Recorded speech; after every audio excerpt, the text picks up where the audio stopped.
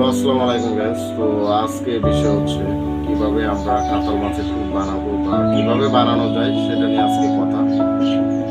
তো কিভাবে আপনারা কাতল মাছের টুপ বানাবেন সেটা আজকে আপনাদেরকে বলবো ইনশাল্লাহ।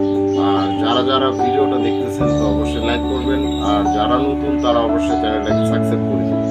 তো মূলত হচ্ছে আমরা অনেক আগে যখন আমার লাইফে আমি অনেক কাতল মাছ শিকার করছি, তো আসলে আপনাদেরকে দেখাইতে পারি নাই। আর তখন যে আমি চিন্তা ভাবনা ছিল না যে আমার একটা ইউটিউব চ্যানেল থাকবে, যার কারণে ওই রকম আমার কোনো চিন্তা ভাবনা ছিল না।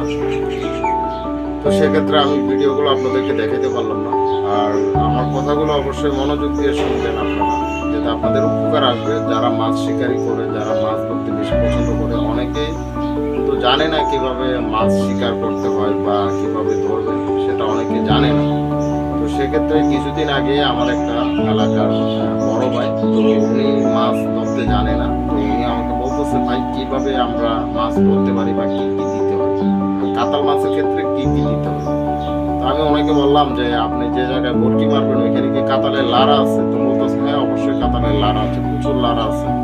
তো আমি অনেকবার চেষ্টা করছি কিন্তু খাই না। তো আসলে কি কি দিতে হয়, তো আপনারা অবশ্যই আমার কথাগুলো মনোযোগ দিয়ে শুনবেন। তো প্রথমতে আপনারা একটা বড় চাই একটা পাউরুটি নেবেন, আর পাউরুটিটা ভালো মতন হাতে একদম জর্জরা করে ফেলবেন। আর বাজারের মধ্যে আপনার কাতাল মাছের ভালো যেটা টুপ বলা হয়, এখানে আপনার ছাতুর আদার ভালো ছাতুর আদার পাবেন। তো সেক্ষেত্রে আরও ওইখানে বলবেন, তো ওইটা নিয়ে আসবেন বা 100 থেকে 150 টাকা নেবেন। নেওয়ার সাথে ওইটা মিক্সার করে নেবেন। তারপরে আপনার পিঁপড়ার ডিম দিবেন, তারপর এখানে মধু, তারপরে হচ্ছে নারকেল তেল। আর কি আপনারা এটা দিয়ে যদি ভালো মতন যদি আপনারা টুকরা বানান, তাহলে ইনশাল্লাহ